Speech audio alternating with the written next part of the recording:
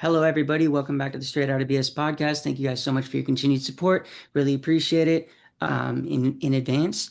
And if you guys want to help support the channel, the best way to do that, if you don't donate monetarily, which is never expected, would be to share the video, like it, subscribe if you're not already, hit the notification bell, and just like that really helps get us out into the algorithm more. It pushes the videos out to people, new audiences, and people that might not have heard of these things happening before. So that's the best way to and the quickest way to help the channel out. So thanks to people that have done that. Thanks to everybody that's donated on Patreon or financially or anything like that, because that's never expected. So whenever somebody does that, it really means a lot. And links are below for all of that. And before we get on with anything else, I want to go ahead and introduce my guest for the day. Go ahead and introduce yourself and where you went and what years. Rachael McBride, program for I can 2000. barely hear you. I can still barely hear you. It's just like really muffled. I don't know why. Yeah, now I can hear you. So I'm Rachael McBride. I was in Pacific Life program from 2012 to 2013 in Mexico. So yeah, that was rough changing environment. Okay. And walk us through your childhood and like what led up to being sent away. I kind of always had a messy childhood. Like my dad didn't really have it together for a long time. He moved us around a lot. I didn't really have connection to stuff or like people. And I was kind of a, I like was ruthless, I guess, as a kid, or like acted out because I didn't have enough attention, I think. And I guess once I got a little more on it in my teen years, I never got like justified for it. So I was always labeled as like a bad kid or like whatever. And my parents kind of were seeking like therapy more so. And the school that I went to was labeled as like a therapeutic boarding school. So they Okay. did that pretty easy with it. I I got diagnosed with like bipolar when I was really young. And I mean, they should have known then, but they acted like they didn't. But it was more so like my dad's wife, she was like, "Oh, it's either her or me," and like they couldn't handle it, and she wanted to push me out of the way, I think, so they could have like peace or whatever. I don't know. Okay. And did you get transported or did your parents bring you up there? My parents did. My dad did. He brought me to San Diego first and like let me have like a hoorah kind of thing and like made it seem super comfortable. And the next day we woke up pretty early and I remember just like looking at my sister and like both of us being freaked out a little bit. And like when we showed up there, it was like two staff, I think. And then they like quickly unloaded my stuff and like booted my dad out. There was like a horse and they took that horse out right away, like loaded it right back up and like took it out and immediately had two girls come and do my intake and like strip searched me. And then Dr. Curry was like there the whole time, which I think was like inappropriate for having a male. But yeah. It, Okay. it, it was two of the girls that had been there, I think, only for like a couple months. That did your intake? Yeah. I Okay. didn't really like have one-on-one with staff at all until like maybe 2 days, I think. Okay. And what do you remember about when you first got there? My first day, we went up and we were like in this little like room that was like the therapy room kind of. And I was like looking out the window forever. I didn't talk to anybody. And like first thing I see is like a bunch of like drug enforcement people come and bust the house next door and they found like kilos of fucking coke and Wow. stuff like that. And there was just like heavy armored vehicles and stuff. And I was just like, where am I? Like this is nuts. Because it was advertised to be in San Diego and you meet them in San Diego and then they drive you all the way like 20 miles over the border into like Tijuana. Yeah, so trafficking. Yeah, so they Yeah. did all that and it was just like a trip to me. I'm like, what the hell? It's crazy because like back then we like at least I know like most of us probably didn't know that that was by definition that's trafficking. It doesn't matter if your parents like okayed it's still trafficking because once you cross state lines, it's like by definition legally that's trafficking. And especially Yeah. if it's with a minor or somebody that's been coerced into going. So, Yeah, I was only um, 13 too. I was pretty much the youngest kid that was there at that time. that's crazy. That's crazy. Yeah. Did they tell you you were gonna go to this to this school? Like, did you know where you were going, or did they trick you? They said they were gonna go like look at it. My dad said he was gonna go look at it and see how it was. And like they gave me options at first to like kind of look through like therapy and different things. And they left me with my dad's best friend for like a day. And then we like went to the beach and stuff and did like all this fun stuff. And he had woken me up pretty early. I remember it was like literally barely dawn. He was like, "All right, we're leaving." Like, and he had packed my stuff for me and everything. I didn't really like wasn't set on getting left, and it was pretty quick, like a 5 minute, hey, hi, bye. Like they made sure he wasn't there as soon as it like went down, and they kind of like picked through my clothes and got rid of a bunch of stuff. And I think I only had like a couple outfits in the beginning for like a few months until my they let my dad visit me finally. And it was a weird visit that time because he they kind of antagonized us all. They did like a seminar with all of us and like we're like embarrassing everybody in front of everyone. And then my dad got like really irritated and he went to like lunge at me and like hit me and they fucking kicked him out and Was cut. your parents were there at the seminar with you? They did them when if for family visits they would have everybody go into like Oh, okay. into Oh, okay. the I don't know what auditorium kind of thing. So it was And like a family visit seminar. yeah. Okay. Okay. Okay. And so go ahead, continue on that. They made Sorry, I him didn't mean to. leave and I didn't see him for a while. And I remember the first letter I got was a minute into me being there. And it was only like one sentence. Like my parents didn't say much, you know. And so I kind of like despised it. I remember they didn't let me level up for a long time because I wasn't eating like talking to anybody. That was a huge thing that they like scored us on. They were like, oh, evaluation, like you have to talk and communicate with other kids and you have to look like you're having a good time. And I was doing like therapy and stuff like that, but I think we only had like one therapy like every once in a blue moon. Was it actually by like, do you think it was an actual therapist?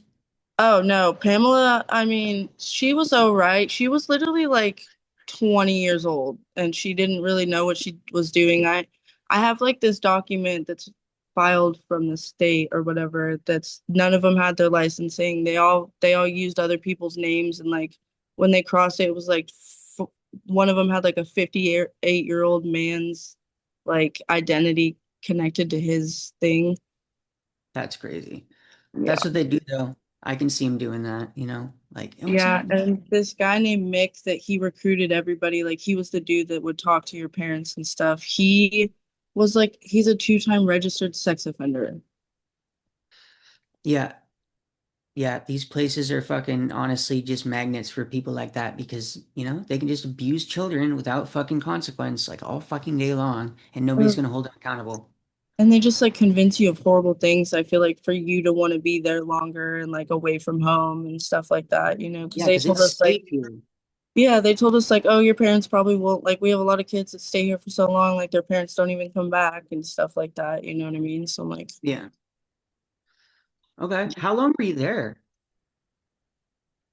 I want to say a little like a year. I can't, it's really hard for me to like pinpoint. I don't really remember the exact date I got there. I remember it was like right after my birthday though, because I got in trouble. So like October of uh 2012, and then it was like right at the end of the year of 2013. So definitely like a year. Okay. And did they have like a isolation unit there? Or like not a unit, but just like an isolation room? Yeah, they called it intervention, and it was these rooms that were like not fully built all the way connected to the auditorium. It was like there was wall dividers, and it was like sheetrock basically, and like carpet. And when you went there, they would give you like different meals, like just cold like potato soup water, and they'd handcuff your feet and hands, and you just sit in there all day in the dark. And like there was a staff member that would sit and watch, and I was in there a couple times. It was definitely rough. I remember one of the kids, they escaped and they were in there for like a month and a half. Damn. What was the longest amount of time you spent in there? Or did you go? I was in intervention for 8 days and they hogtied me because the guy that was like the gate guard or whatever, and like he kind of like watched over the premises. He was like antagonizing me, like saying, "Oh, I'm gonna beat your ass," like, "Oh, I'm gonna hit you." And I was like, if you like cool, like leave me alone. And I remember just being like, leave me alone. It was over me feeding a dog an orange because we had like guard dogs there and we weren't supposed to like let them near us or like pet them for smell and stuff. And I was feeding it and he kept saying that. So I like got up and I like lunged at him and they like slammed me on the ground. And this guy's like big, like he just looks like a bodybuilder, you know? And they brought in like four other people and just each one of them had me by my hands and legs and like they carried me into the school room and they like slammed me on the ground and they were like, chill out, chill out. And I was just like freaking out and they dragged me into the room and like that's when they like zip tied my feet together, but then they like clipped me sitting up so I had my hands on my feet, and so I would just either lay back or sit up. And I was in there for the 8 days and I remember I was like, I have to pee, like let me go pee. And it was like a whole hour and they were like, no, you have to wait. And I was like super confused. And I remember she like let me hobble out into the lobby and I just like looked and seen somebody I thought I knew.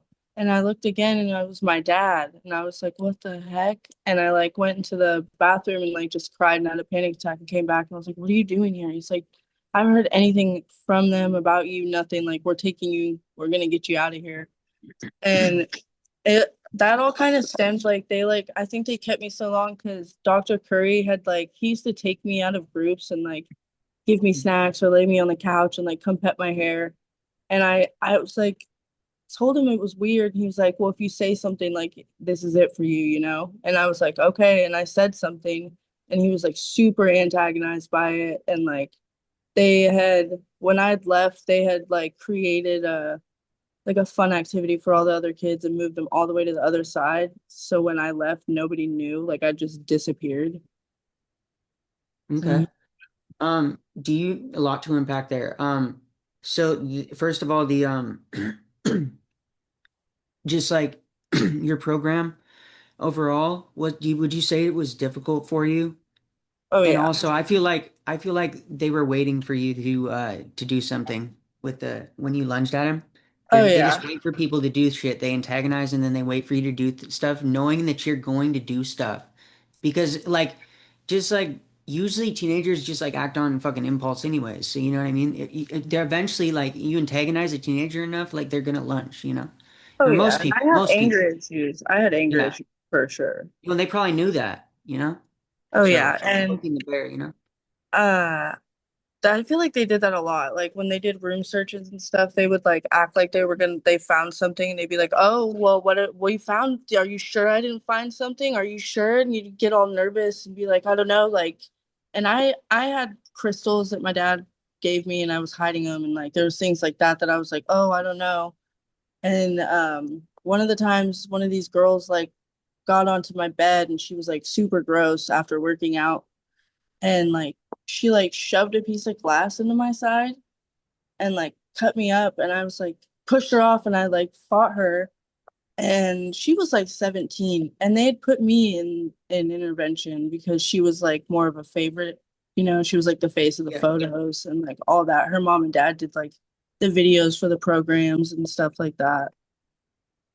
So Okay. yeah. And then also the what was the last thing that you talked about? Sorry. The last thing that you just talked about. About like Dr. Curry being weird. Yeah. Okay. Okay. Do you know if he did that to any other girls or if it was just you? Like, did you hear about him doing it to other people? And then also, like, was it ever like anything more than him like petting your hair? Or like would he like He would get like close and kind of just like whisper to me. He didn't really ever like there was no ever like actual, you know, full blown physical stuff like that. But I remember like I never heard much, but that was because a lot of kids would say like, oh, he threatened to kill me or like He Okay. threatens to kill people's parents and stuff like that, and a lot of stuff. Like I heard one of the kids got out and became a cop and started like drug trafficking for him, and like he ended up dying of like a steroid overdose or something like that. The person that did that? Yeah, the guy that became the cop and like all that Oh, stuff. okay. Yeah. No, Curry, he vanished. He took off. He owned Genesis by the Sea or something like that before, and they closed it down and had to like take 26 kids, I think, out. And then 10 years later, he opened PLP that year that I went, or like a couple months before I went. Okay. And how many people would you say on average were there when you got there, and how many people were there when you left? I was only the 14th kid to ever go there. And when I left, I think there was like 30. And then I guess when it closed, there was like 56. And I don't Okay. know how they did that because there was not enough space for that. How many people would be in like how did they house you? Like, So at first there was one big building that was like the school, and then upstairs it was like a hallway of just like bedrooms, like empty bedrooms with like just a bed barely. And like you could sleep in the hallway if that was what you wanted. And there was more girls than boys, so we were over there. And then I think they managed to get like 10 boys plus in like a month. And so they switched us to the dining hall building, and they had like 7 girls in one room that was like a room that probably could bear like 4 beds, you know. In the picture on the website, it's like 4 beds, but they like squished us all in. And then there was another room that had 2 sets of bunk beds and like another little bed that they would cram like 5 kids in that one too. And it was like just like a little tiny room. okay. And did anybody try and run from this place?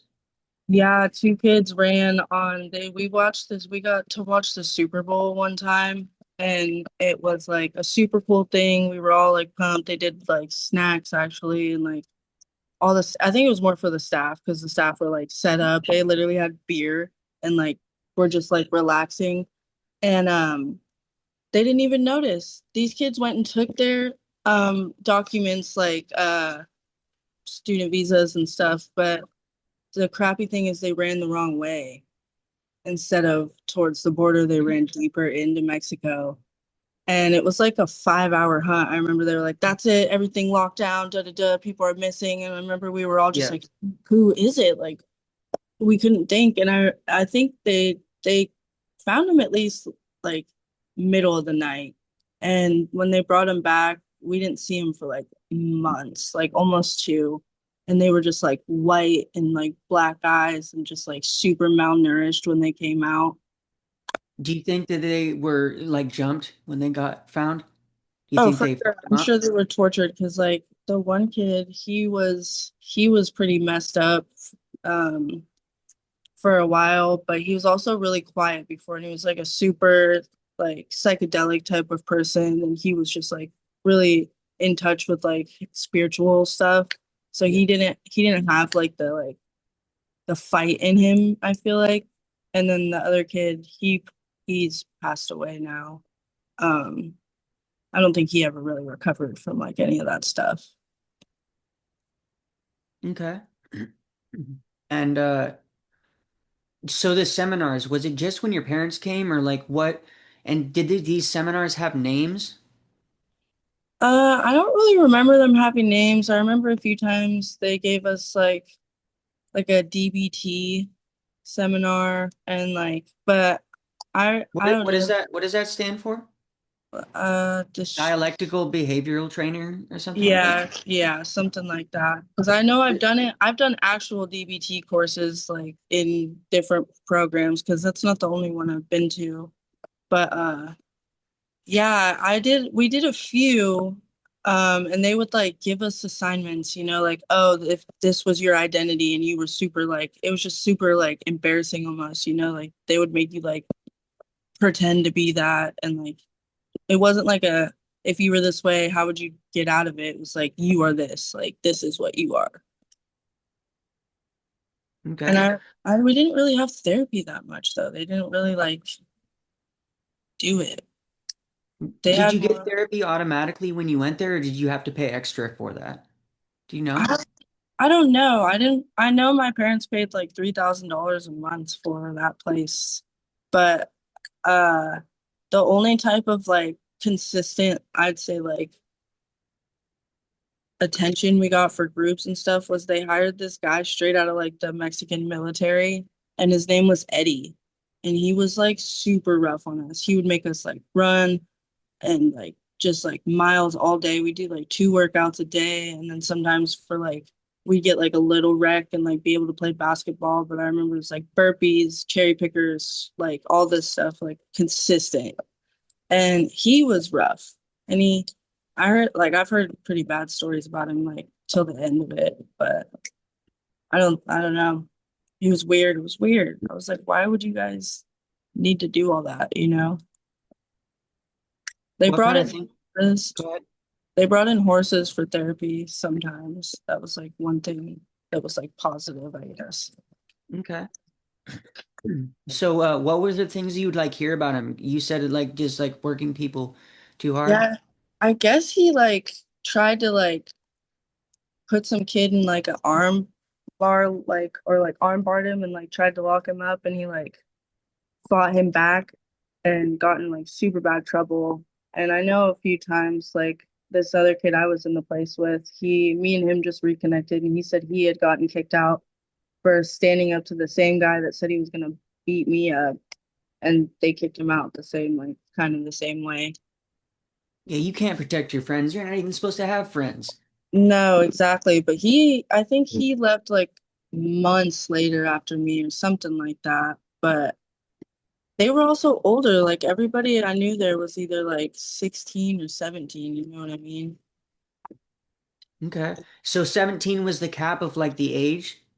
Yeah, because when you turned 18, you could leave, you could sign yourself out. A few kids turned 18 in there. Like this one kid, he turned 18, he left, and a couple months later he had went to prison for murder. Okay. So yeah. But they don't keep you till 18, they keep you till 17. They keep you up till your 18th birthday. Okay, okay, okay. Yeah. And you were the youngest person there? Yeah. Was Okay. the youngest. The only close of age girls that were there at the time, I think, were like 2 years older, maybe three. Okay. And what did they tell you like how long you were going to be there when you first got there? Did they give you like a rule book, like a rule manual, any sort of manual when you Yeah, first so it was like 3 months, do your therapy, you know, can like write goals with your parents and family, like how you feel like you can be back in the real world, and like your education and grades and stuff. It was more so like, oh, we're a great program with school, like we sit with these kids and we do school with them. And they just had us do online school through like this thing called Forest Trail. And it wasn't like the it wasn't nothing. And at first the computers weren't really like locked or anything, so you could go on Facebook and or whatever. got? But they like caught on to that and like got them all like wired to where it was like limited. But I was like smart enough, and I would like make Google Docs with and share them with my friends and like write notes back home. Nice, nice. Uh, So they said 3 months. So why were you there a year? What did they keep on doing to make you stay there a year? so once I was like in the beginning, like I said, like once that 3 month mark came, and they never once like bumped me up for like, so they did evaluations up for like from 0 to 100. And it was like over 85 for 4 weeks, you could level up.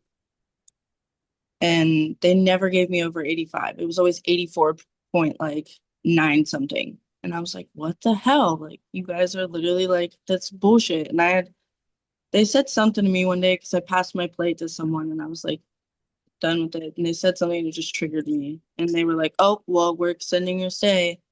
And I'm just like, what the hell? And like, our Zoom calls back home and stuff, they were like, that's a really big part of you like going home, and they would like turn the Zoom off if you said something like that they didn't like, you know what I mean? Like, or if your Yep. parents like asked a question like, oh, well, how, like, what happened? You know, like you look upset and you go to say it, boop, bye. Like, Yeah. Okay. And how many levels were there in the program? it wasn't really like a specific chart. They just kind of justified it off yourself. Like they did a leadership so it was like under level 84s and under. And then if you got super low, they would make you sit in the room and read books all day. And then if it was lower than that, you had to do like cleaning or like intervention. And then if you got above it, you could go upstairs, which had like couches and like a TV. And then if you got more than that, you could be leadership and they would let you like walk around with a staff member like outside the building. Or like some kids used to be able to walk down to the beach, but I only think there was like two kids I remember got that. That would be level 1 through 6 in the program I was at. Yeah, so they kind of just pick and choose it themselves, though. You know, they never told you like, "Oh, you're doing great." Like, and it was a lot of the time they would be like, "Oh, this person got leadership," and then like the same week they were leaving. Okay. So I think it was like a justified thing for them because they could post it on their Facebook and like gloat about it. Okay. And what was the shortest time you saw somebody there for? I don't know, because the kids that left when I was there were like kids that have been there before, but I think it was like 6 months, a few of them. And the longest was like this girl was there for multiple times. They brought her back twice, I think, but she was there for like years, almost two. And she like graduated. And then I guess she did something and they brought her back, but they made her stay in like the little trailer that the gate dude stayed in. And I remember like they hid her, like they put a bag on her head so we couldn't know who it was. And like if she was to walk out and like I remember like one day she like walked by and I'd seen her. I was like, oh my God, that's Jocelyn. They were like, no, it's not. And I was like, oh, like okay. So yeah, they were Okay. mischievous. Okay. And let's see. So you said that's not the only program you went to. So what other programs did you go to? I went to one in Long Beach. It was like Discovery Bay or something like that, or I don't really remember what it was called. Discovery something. And it was for girls. It was all girls. And that one was definitely like it was if you went to a mental hospital, they would flag you and they would wait for a bed to open and send you like wherever. And I'd lived in Northern California. They sent me like 9 hours away. And I remember they were like, oh, you have like this amount of time to get here. And if you're not here, like we'll just put a bolo out on you. And that place was a little wild, only for a little bit. Like one of the girls was pretty like ruffled. She would make the whole house kind of nervous. I think there was only like six girls there. She like ate light bulbs off the Christmas tree and did like sit-ups and tried to like hurt herself. And they just brought her back every time. They were like kept bringing her back.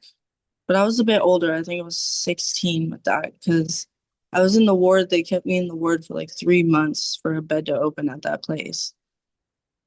And Okay. then, Yeah, so pretty much just like a holding center. I've heard several people talk about these where they just send them it'll either be like a 5150 situation where they have like a psychotic break or they have a freak out or attempt suicide. Yes, YouTube, I'll say suicide.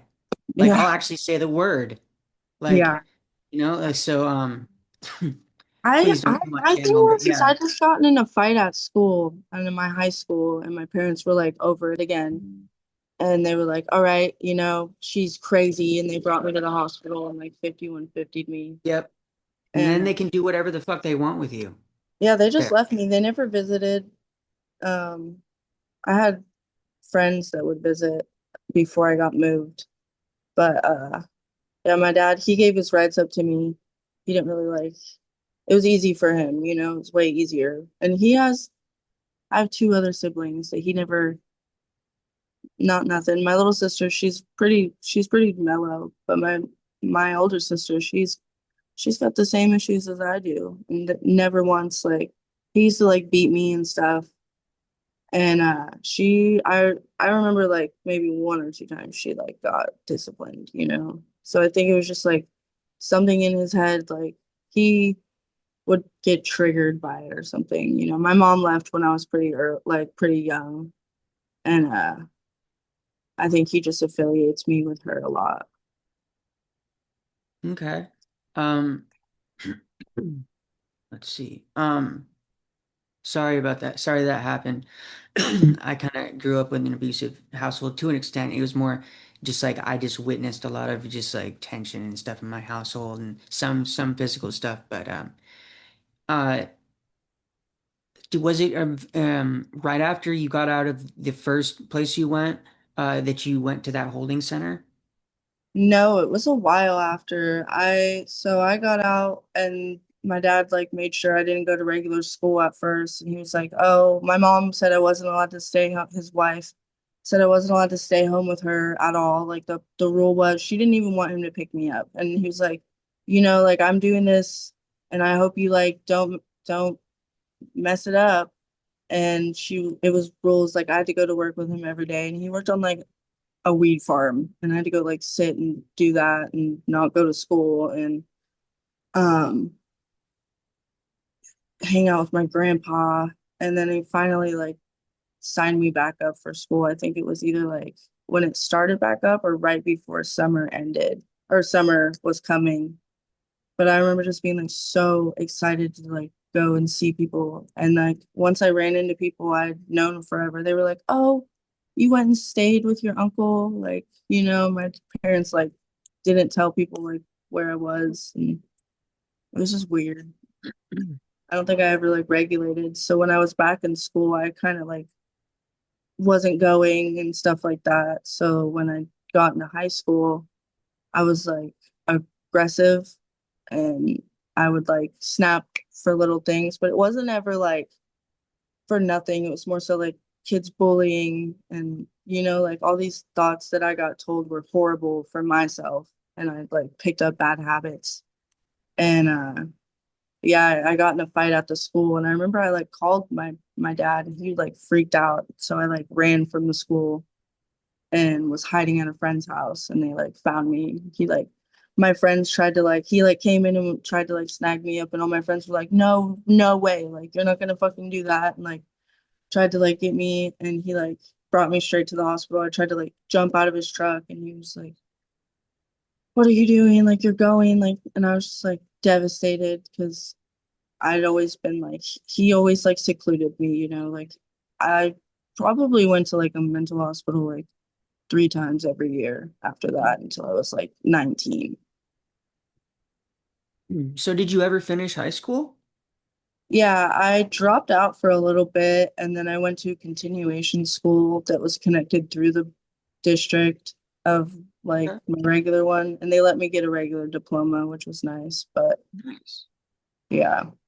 Yeah, I was a fifth year senior and I shouldn't have even graduated. They literally like when I was like they're like he shouldn't even pass. Like he's like failed all of his classes and I was like in the room with them and they're like, "But we don't want to make your life any harder than it's already going to be," because I was already struggling with, like heavily with addiction and shit and like it was Yeah. I'd like be doing drugs in the middle of class and shit and I didn't give a fuck. I was just That like was my falling thing. out in the middle of class and shit and they're just like it's already going to be difficult enough for you, so you need a diploma so you can at least be like, I have a high school diploma for a Yeah, job. so So you can fucking say you obtained something. yeah, I think took that's me. kind of how it was for me too, because our town was small. Like a couple thousand people, I think. Everyone knew everyone, like, and we're not originally from there. Like, I was born in Jersey, and my dad, like, ran off after he got done with all his, like, charges, I think. Like, I recently found out he was, like, manufacturing hard drugs, like, himself, like, making them, and got caught. And, Oops. yeah, and I'm sure that's why he moved, because he wanted a different face. So it was already hard. And so once people like knew something about like whatever, it's like that's it. You're labeled, you're screwed. Yeah. Okay. And then did you go did just like mental hospitals after that? Like after the holding center? It was just like you'd go there like every so often. And Yeah, then I did remember you I went to one in one school year, so like a matter of 8 months, it was like 4 times I'd went. And I went to this place in Santa Rosa like 4 times itself, and I've been to one in Reading twice, just like reoccurring, you know. And I've been to like 5 different ones, probably like 12 times. okay. And was it like a 5150 situation? Like you were just like got sent Yeah, there against and they would put me on a 5250, so that was extended hold of like 14 days or whatever it is after that, and then they would extend it more. And I remember like trying to like get my dad to like be like, I'm like they would give me shots all the time and like put me to sleep. And I remember one of the times I told my dad like, hey, they're giving me shots, you know, and I'm he was like, oh, just give her Benadryl. Just give her a bunch of Benadryl. And I'm just like, what the hell? Like, why would you medically prove that? Like, do you know so what they were injecting you with? no, it was just like a but like benzos. Okay, So yeah, they usually call it booty juice is what I've that's what I heard. was gonna say. Yeah, booty juice Yeah. shots or peanut butter shots. Yeah. Okay. I took like Were you on any four. prescription? Go ahead. They gave me like four the last time. I freaked out though, like in one go. And I was like, I was in addiction then too. So I was like 75 pounds. Like no reason that they had to do that.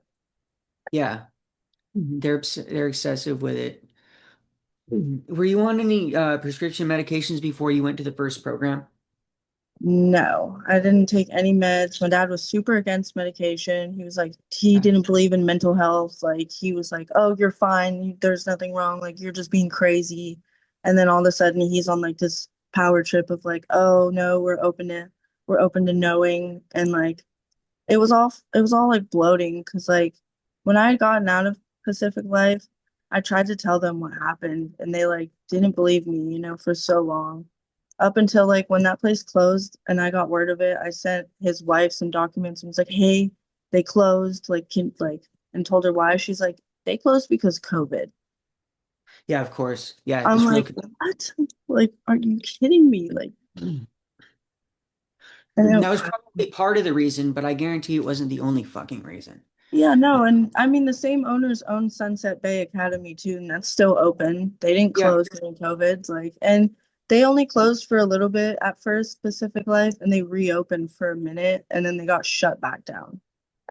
yeah, they'll just pop up again somewhere under a different name. Be like, That's what look, I we're think. But I think this time Curry Curry messed up, and like Karina was one of her dearest sisters or whatever, and the one sister works at Sunset Bay now, and they all worked at PLP with their dad owned it with Curry and like Luis, and I found her phone number to her personal cell like recently, and I'd sent her that thing on like the WASP like unsilenced page that's like for your documents.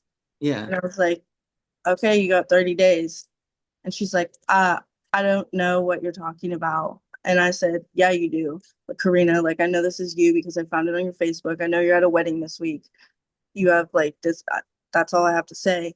She's like, I will repeat myself. I've never worked for that facility in my life. I was like, all right, you win some, you lose some. I don't know what to tell you after this, I guess. Are you gonna fucking sue her or something? I really want to. I've been talking with this lawyer that I got off the page, and she's been kind of helping me a little bit. And she said like if she denies it, that's one of the first like rules in it, like you're screwed. So she got that. I sent it back to her yesterday, so we're gonna talk again soon. Okay. Interesting. Yeah, we'll cut this part. I'm gonna cut this part out of the interview because if you talk about things before and all that, so Yeah. yeah, I'll cut this out of the interview. But um, let's see. The first place you went, let's see. What was I gonna ask? Did they ha give you access to books? Were you allowed to read books? I don't remember ever reading a book, no. I didn't really see books. We didn't have like paper unless it was writing a letter. They would give you like a piece of paper at a time and Yeah. like um Monitor and what you they say. yeah, sometimes they wouldn't even Yeah. let us write letters. I remember like they would be like, nope, not this week. And it was just like different and like they were pretty like not they were not like operating well at all. Like we ran out of water for 2 weeks. They had to bring in like a tiny little beat up truck with like 5 gallon buckets of water that we would like shower and like flush the toilets with and like it was bad. That's shitty. That's shitty, literally. Shitty, Yeah. literally. Yeah. Like, And I remember when they would uh, have an intake, they would make us clean the whole program, like scrub the fountain out. They'd emptied it out. Like they would make us like do a bunch of stuff. And that's when we knew a new kid was coming because they were yeah, like, make all it right. look all nice. Yeah. Oh yeah. And they'd bring Yeah. the horses in. They'd bring the horses in and put them in the pasture and they'd be in there for a little bit. And then all of a sudden they'd load them up and take them away. Look how magical it looks. Yeah. They're You want like, to oh, be oh, here? we're great. Because their thing was that they labeled the like everywhere on their website was like equine therapy. Like this is such a huge like difference in the world. Like this is something that no other program really does much, like we have all access to it. And it was this place called Pretty Horse Rescue that brought them. And they still are up and running and like doing therapy and stuff. And I don't think they knew like what exactly it was because it wasn't like Hispanic people and like stuff like that, like people that might know who they were. It was like this young girl that was on a horse ranch with maybe her parents and stuff, and she like brought her own personal horse to us. And we were allowed to do like one little loop around this track and like get off. Yeah, woo, that's healing. Yeah, I like the mean, it does fair. work. I mean, equine therapy does work, but not in a little fucking bit like that. Yeah, Like, not when you can't connect with the horse and stuff like that, yeah, you know. that's the whole point of it. Yeah. Yeah. Okay. Did they ever like when you were on like the upper levels or whatever, or I know they didn't call it that, but like when you were walking around the staff, like would you be calling people on rules and stuff like, "Hey, stop doing that" and stuff like that? I never got that far. They never let me get that far. They Okay. always kept me like lower level. And I think it was just like the kids that they like could easily manipulate to like Yeah. stay longer for money and stuff like that. Like there was some kids that weren't like as breakable, that like obviously like could show that their program was helping.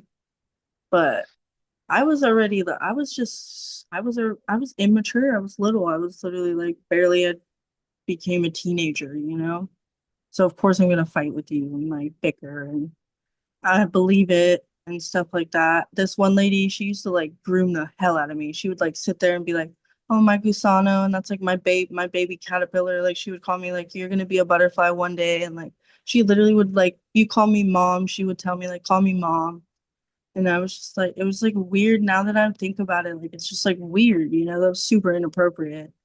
Yeah. And they like when I got out, there was the guy that totally he was gonna attack me, he would like send me like hard eyes and be like, "Oh, hey, how are you doing, beautiful?" And like I was 14. Like what?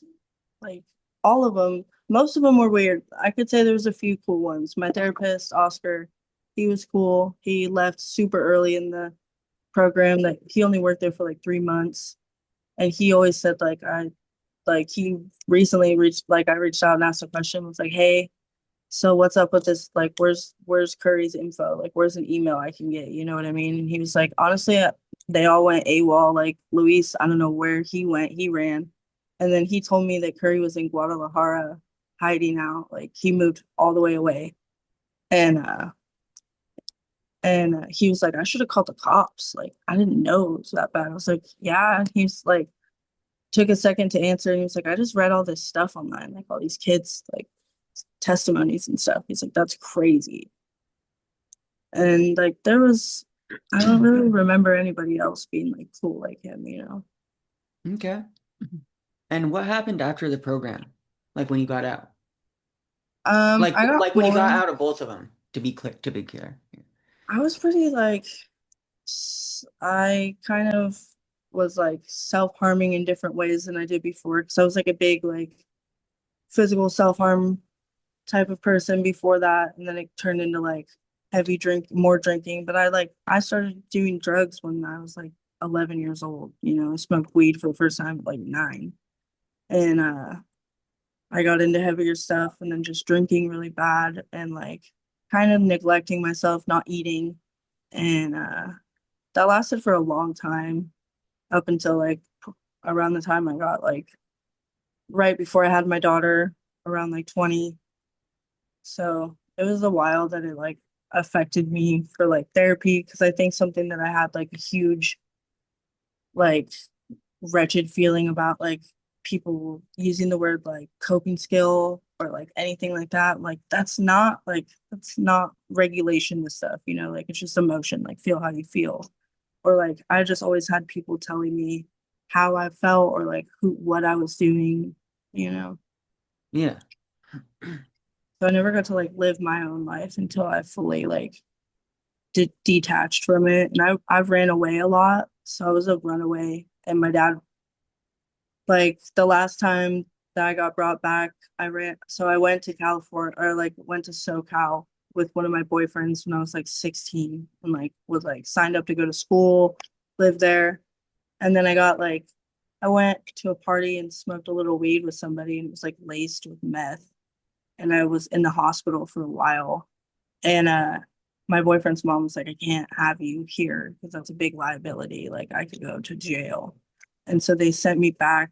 I was in the hospital, and I remember like waking up in this group home, and I was like, what the hell? Like, where am I? And they were like, dude, you've been asking this for 3 days now. Like we've given you a tour multiple times. We've given you the rundown, like all this stuff. And I think that was like the last time my dad, like I called my dad, and they were like, he signed his rights over. Like he doesn't want to come back for you. And I was like, okay. And I turned 18 in that place, and they just gave me a suitcase and told me have good luck. Okay. And did you ever try and talk to your parent? Probably not, but did you ever try and talk to your parents about how these places affected you? Yeah, and like they just didn't want to hear it. So like when I got pregnant, they were more like letting me like, well, I hid it for a long time. That was a huge thing because I was like scared to like tell my dad or like what they were gonna say. And I actually like went shopping like 3 hours away, and I ran into his wife, and she was like, your dad's eating, like go tell him now. And he literally offered me different types of scenarios to like leave the situation I was in. Like he was like, how far along are you? Like, don't do it, don't have it, don't do this. And after that I wasn't really close with him anymore.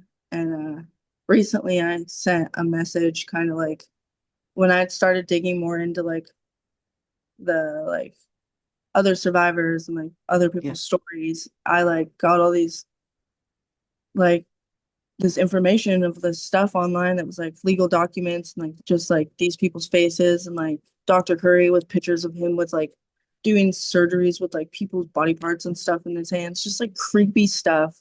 And I sent it to him. It's like, hey, this is me.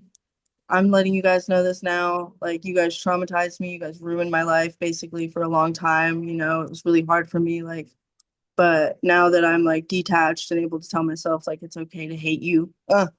um, I realized like I'm able to be the person I am today because I'm gonna be the opposite of what you guys were. Yeah.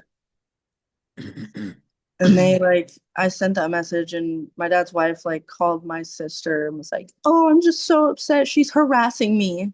I'm like, "You're upset? Like you feel harassed and upset over a message like that?" But like, mind you, I went through that. Yeah. It's crazy the deflection that people use. Some people use. It's crazy. Yeah, she used to like antagonize us a lot. She would like start fights, or like I remember when I got out of one of the war, or when I got back from the place in LA, they like gave me restrictions in the house, like don't close my door. And I was like 16. I had to, if I was changing for school, I was definitely wanting to close my door. We all lived in like, there was like 5 of us in one house, and like it was just a smaller place. And I closed my door, and she like busted in, and she was like, "Oh, no closing your door, and like grabbed me up, and I like pushed her off me and was like, don't, like, no, I'm gonna, like, you're gonna fuck off and I'm gonna do my thing and go to school. And she like woke my dad up, got him to freak out, and like he had like a cup of coffee and he like threw it in my face and like hit me in the side of my ear with it. And like I have a picture of it somewhere. It's just like gushing out of my head. And I remember I just packed a black trash bag full of stuff and left, and was like, what the, like, took my bag of clothes to school with me and stuff. It was just like, and then they convinced me it was always me though. They were like, you are making this house scary and not cool. And like, they were like, your little sister is like traumatized because she sees you do this. And I'm like, you guys, like, what am I supposed to tell her? Her mom's like crazy? No, I'm not gonna say that. Like, I'm gonna just take what you guys say for a while. Like, I obviously was angry about it, but in the end, like, it was always just me accepting me. Yeah, for sure. It's crazy like how much gaslighting people do too. Just Oh, like they gas. still do it. Like, my older sister, when I was telling her, like, oh, look, this is Karina, this is her number, she had answered, da da da. She was like, that's not her. And I was like, yeah, it is. She was like, no, it's not. You spelled her fucking name wrong. And I was like, dude, I know her face and I know that's her. Like, what? And she didn't even like, she was just like, oh, after it was like corrected. I'm like, It's crazy. People are just people need to just accept some fucking take some responsibility. It's fucking stupid. yeah, Um, we're just not trying to talk about stuff that they never like, they don't know about. You know what I mean? yeah. Yeah, for sure. Um, Looking back on it now, like if you could go back in a time machine and not go through those boarding schools, would you do it and why? Oh yeah, I definitely would, because I think I would have held like a little bit more of not like a corrupted mindset, you know, where like felt like I had to fight or flight and stuff like that. Like I definitely became like super aggressive once like those people started like grabbing me and like getting in my face or like telling me like if you don't do this, like it's gonna be like this. And just like being thrown into a different community with a bunch of random kids is like super scary, you know what I mean? Like my first day there, my first meal there, like kids were like, "Give me your food, like give me your food, or like something will happen to you, and we've been here the longest, and like there's nothing you could say about it." And like I remember them being like, "Oh, well, it was just a joke," because I like passed it over and was just like, you know, and they were like, "We're just joking, like that's just like manipulation, you know, like that's not funny to like torture someone and then be like, "Oh, just kidding." Yeah, And I it's picked literally up like, go ahead. I was gonna say I picked up the same skill. Like I was like kind of like a bully almost in there. And it like one of the girls, she would shake. And I remember it just like pissed me off for whatever reason. But it was her like coping with her anxiety. Like it was like her like stim or whatever. And Yeah. I like got up in her face and was like screaming at her and was like, oh my God, like I should just like beat you up right now. And like bless her heart, when we all got out, we reconnected and she still loved me and cared about me the same way. And I couldn't tell you why. Like I feel bad to this day, like always. I remember just like apologizing to her for years. Like every time we talk, I just be like, I just want you to know, like, I'm sorry. Like that was like super unorthodox and like no reason was like necessary. It's just like what you get shown in there. Yeah, for sure. Were you ever forced to admit to anything that you had never done in there? Yeah, they tried to say that I was like on hard drugs before I went there. And then they tried to say I had tried to kill myself before then. And I had never done that. I hadn't done it like attempt suicide until after that place. But like the only time I right before there that I remember like even like slitting myself a little bit, my dad was like grabbed the razor blade and was like, you want to do that? And like smacked it on my arm and like he did the biggest scar I have on my arm. So it's like they were like, oh, that like like that's super unhealthy, and like they convinced me like that I was just like that was just me, you know what I mean? Like I was just a little Yeah. emo girl, or like they told me that I would like scared my mom and my dad. Like I was just like scaring them. But I literally wasn't like I would like scream or cry a lot, and I like I have this syndrome to where I puke, and like if I get happy anxiety, and then or like it's all like the same, but I like will puke a bunch into where I get like stiff and like all this stuff, and they were just like the stem of that being like super huge, I feel like. Okay. And let's see. What do you think should happen to the remaining schools that are still open? Do you think they should be shut down or do you think they could be fully regulated? Do you think that's even possible? I feel like they should close, and if anything was to open or like be a place for that, I would say a different setting and stuff. Because half of these places, like Sunset Bay, is literally set up like a little prison. You know what I mean? Or like there's just like kids that have passed away in like these places and stuff, and I don't think it's like very healing. And I don't honestly don't think it's right to take a child into a different country. You know, I've heard stories of people that come from England and come to America and like they're just as traumatized, you know. There's a lot of like access to stuff in counties and closer. And I think it's important to be like in your environment when you're trying to heal. Yeah, no, totally. Um, did you ever have any attempts in the place? Like suicide attempts? No, I never really I didn't I was too scared. I was always scared. It's like Okay. they they would they would like watch you always. I remember one of the times that I was in the ocean with everyone and like one of the staff came up and like grabbed me and like flipped me around and like kind of like went like that and like right when I went in was like a huge wave came and like crushed me and like literally I'd like passed out. I got knocked out and they dragged me in and they were like if you tell like we're not telling anybody. Like we're not, don't tell. Like, and they threw me in a hot shower and were like trying to get me good. And like 2 weeks later, I remember bringing it up on the Zoom I finally got, and my dad's like, "What?" And I was like, "Yeah, like you didn't know? Like I got knocked out. I was drowning." They were like, "No, like what? Tell me more about this." And Pamela was like, "Okay, bye," and like hung up. Wow.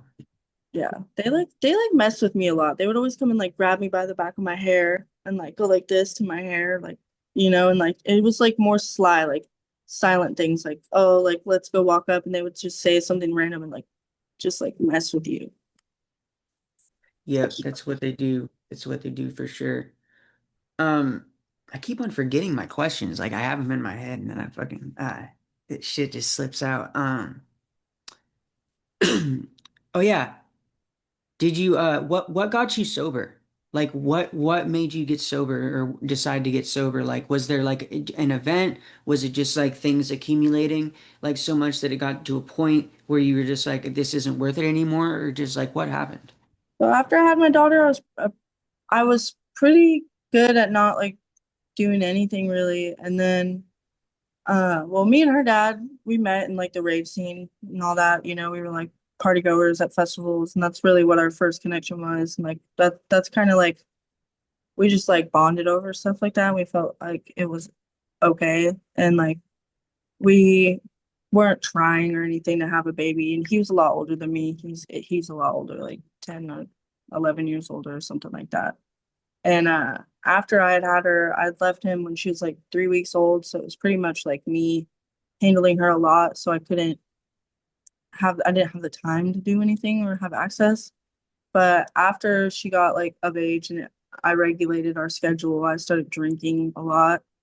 And I got into a relationship with this man that super abusive. He would drink a lot and like pee himself and like it was just like a lot. And the last moment I know I was like just down in the rut is he like I was going to leave and he like knocked me out and dragged me inside and like put my daughter in the back room and like he beat me for like 13 hours pretty good, like bad, like split my head open. I have like stab marks and stuff. And um I like he had the door padlocked. And so I like when I came to after like I was like, just do it, like just kill me, like and he like was on top of me, just like strangling me, and I just was like, I gotta get out of here. So I like kicked him off me, and I think like kicked him in the balls and like in the face and like ran to the back and like put my daughter in the jacket and zipped it up and like took off, kicked the door, and I left my phone, my keys. He had my keys, and I ran for like a good mile. And then I like finally was like giving out and I was tired. And like it was like 3 a.m. So it was like barely any cars were on the back roads. And this one lady pulled over. She was like, I was like, you need to help me. Like, can I get in? Like, just open the door. And she was like, yeah, yeah. Like, what the hell's going on? And I was like bleeding all over and I was like taking me to the hospital. And she ended up being my neighbor. And Jesus. And I like unzipped my jacket and it was my daughter. Like I gave her my daughter and was like, please hold her for me for right now. And she was like, how old are you? And I was like 20, or I was like 21 at the time. And Jesus, she was Is my somebody neighbor. honking outside? Yeah, I live in like the ghetto. It's all good. My window open. I was just making sure that actually was a sound and that I wasn't going crazy. Yeah, no. My alarm, they're trying to fix it. Yeah, Okay. but like brought me to tried to bring me home and I was living with someone at the time and I was like too scared to go there. So I was like, don't bring me there. Bring me to the neighbors. And because I always have this guilt thing. Like if I need help, I feel really like determined not to like tell anybody or anything. Yeah, I'm the same way. Yeah. And she like called an ambulance and stuff. And like right when they were loading me like in the ambulance before I'd like went out for like a while, like I remember I was out for like at least a day that he drove by in my car and was like looking for me. So the cops got him, and I didn't really like. I remember just being like, I hit him. Like I told them I hit him back. They were like, honey, like you're fine. Like you're not in trouble or anything. And like that was it for me. Like bad wise. I don't really even drink that much anymore. I'll get a couple beers at the store and like crack one open and just leave it now. Yeah, you don't feel a need to excessively drink. So you can like No. I used to be bad. I drink like two 12 packs, a big bottle, like a night, just like gone. And I would have freakouts because it's like a depressant, you know what I mean? Like alcohol is a yeah. depressant. And it would just make me feel horrible. And then I would just get more drunk. And like I was definitely into pills, like oxys and Xanax. Mm, Went through the whole Xandemic part of life. Yeah. Do you have a prescription for Xanax or did you just like get them? No, just me and my friends, we used to buy him off this kid, and I remember he did something shady to one of my friends. So like me and a couple of my tiny little girlfriends, we like went and robbed him for like these Xanax. Nice. And we had Nice. access to like 2,000 of them or something. And it was just like a free for all, like a heyday. I was like in high school, I think, yeah, I think I was like a senior. And that was like right around at the time I stopped like dabbling in pills, was like maybe actually right after I graduated. And then I got into like Molly and Coke and like ecstasy. And I was doing a bunch of acid. Like I was doing acid like every other day and eating pounds of mushrooms worth in a month and stuff. DMT and like a bunch of crazy shit. Okay. And now do you just like smoke weed or what do you? Yeah, barely. I've honestly like now that I've moved out of like California, I've had a lot of access to it, and like I left my bong there, and I used to take like spliff hits out of my bong every day. That was something I've done since I was like fifth grade, and or just like smoked weed since then. And like this is the first like full year I can say like it's been like 4 months now that I've not been like obsessed with it. I think I've smoked like 3 or 4 times since. Is it just because the weed shit out there? No, I find good weed. It's not, I think it's just Okay. like I don't have like people around me be like, oh, we have to go get the weed today. Like we need weed, but can't believe we went Yeah, out. yeah. It's not as much of a culture thing out there. Yeah, it's a Yeah. treat now. And like Yeah. I get super sleepy like if I ate an edible now, which is crazy. Yeah, no, edibles will do that to you though. Edibles hit you differently. Edibles Yeah, hit you. I've never been too big of an edible fan, but Dude, edibles fucking like honestly scare people sometimes. Like you just don't know how it's gonna hit you, like how hard it's gonna hit you. And it hits you all at once, and you're just like, "Fuck, dude, I'm fucked up." yeah. Um, My why? sister stole my dad's when we were kids and brought him to her school and like gave him all out to these kids Oh and God. everybody got sick. Oh God, that's horrible. It won't kill him, but they're gonna be high as hell. But Hopefully, it won't kill him. he was Um, messy. okay. Is there anything else you want people to know about your experience? Um, I don't know. Just I guess to be aware that they still are running programs and stuff like in their name. I think PLP was still considered a WASP program. So I know like the Hideer What sister. was a wasp? Yeah, because Amy Ritchie or whatever her name was, Yep. she Yep. worked there. She Really? she was involved with it. She actually was involved with SBA until two kids stood up and said that she was like touching them. And Sunset Bay, one of the girls got out of there, Tiffany, and was living with one of the staff right as soon as she got out. And like they tried to like they were messed up. They like hired this dude, made him do a bunch of stuff he wasn't even supposed to do as his job label, and then like tried to put like a molestation like case on him, and he was gay. Like, this dude was fully gay, and Mr. Thor, and he like went to go like sign in for work one day before he went, and they removed his whole account and just like Wow. yeah. So they're pretty scandalous. They like they'll do anything for a dollar. Those girls do everything now. Karina's hooked up with Realty down there. She does like fashion, she does health stuff. They own like a huge like awareness for mental health and all that. So like in all of San Diego. So they're pretty branched out. Okay, well, hopefully we can get some attention on it and get more people to be against this for sure, since they're still open. Yeah, I got the petition they've had for like 5 years now. I got like since I've shared it like 40 signature or 40 signs on it. So Well, then I'll link that yeah. below as Hmm. well. Send me that link. Oh well. And yeah, well, thank you so much for coming on the show. I really appreciate you. Thank you And for if you having ever me. want to, yeah, no problem.